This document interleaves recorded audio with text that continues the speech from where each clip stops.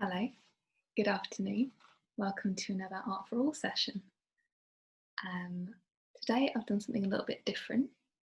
With some of the art groups that I work with, we've been talking about poetry, and I thought about the different ways that we might be able to construct our own poems, and sometimes coming up with ideas just off the top of your head.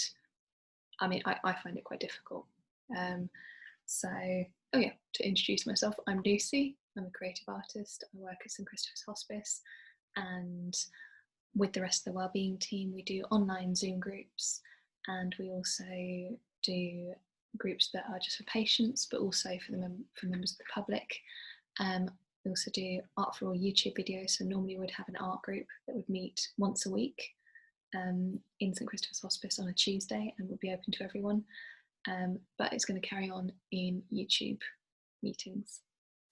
And we've also got lots of different activities on the wellbeing website. So if you go to St Christopher's Hospice website and put /wellbeing at the end, then you should be able to find our timetable, and please join us for lots of different things. So music, just coming to the chat.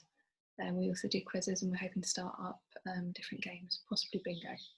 See how that goes. So the poem that I wanted to show you all today, the technique, is I will lift this up, might be able to see.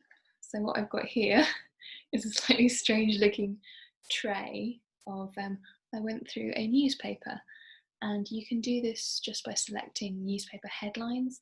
I've also gone in and picked out bits of text, and some of them are quite small, and this isn't stuck down, so I'm going to read it off of here, but I'll also show you so you can see this. And I decided to go with a theme for my poem, just rather than just sort of picking.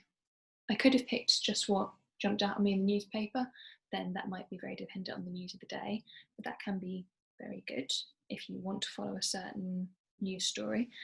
But I decided to slightly go with something in the news, but slightly something that was just happening. So my poem, the starting theme is midsummer, but it evolved in something a bit more than that. So I also helpfully found a title of Midsummer in the travel section. I also got the Sunday Times, so it's slightly bigger than normal, so maybe I slightly cheated there. And I also went through the magazines as well. So yes, so I've got quite a lot of text. But yeah, so my poem is called Midsummer, and it goes, "It's going to be a long day," Alit said. "Stranger than fiction, where curious minds meet. A day to shout about. It's a hard thing to leave any deeply routine life." John Steinbeck. "The internal polling suggests that endless days on the lakes show now that there is not much we can do to persuade people to do anything." Smagrodorna, they were singing. The little frogs. He wore a gold chain. Time to make a change. That realization, nothing is forever. I've learned that everything is transitory. 76% increase in sales of sherry, brackets, champagne sales have fallen. When I get to England, I will be happy.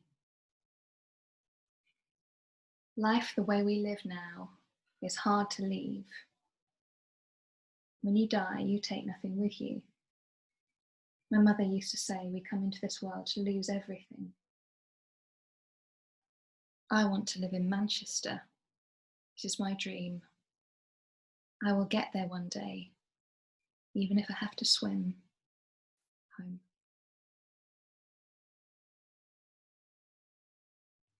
And that's my poem.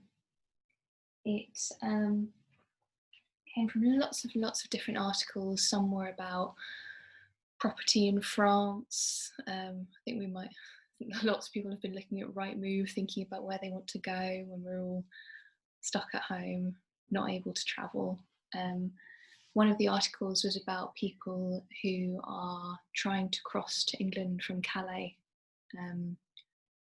They're being sold surfboards for £500 to try and get across the channel to get to what they hope is a better life. And it turns out, unsurprisingly, that crossing the English Channel on a surfboard doesn't end well for a lot of people. And I suppose it's strange to think that we're sitting here in a pandemic. There are still people moving, and there are still people, wanting to get to where we are, which feels strange. But when you put it in context. And other parts of the poem are about the reopening of pubs and the polling of the government and what people are willing to do and what they're not willing to do, and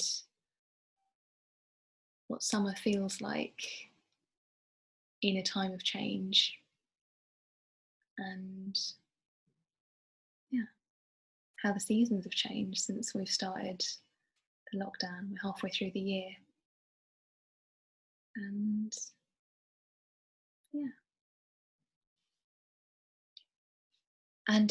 a big upturn in sherry sales, which is not something I thought would come out of a global pandemic, but there we go.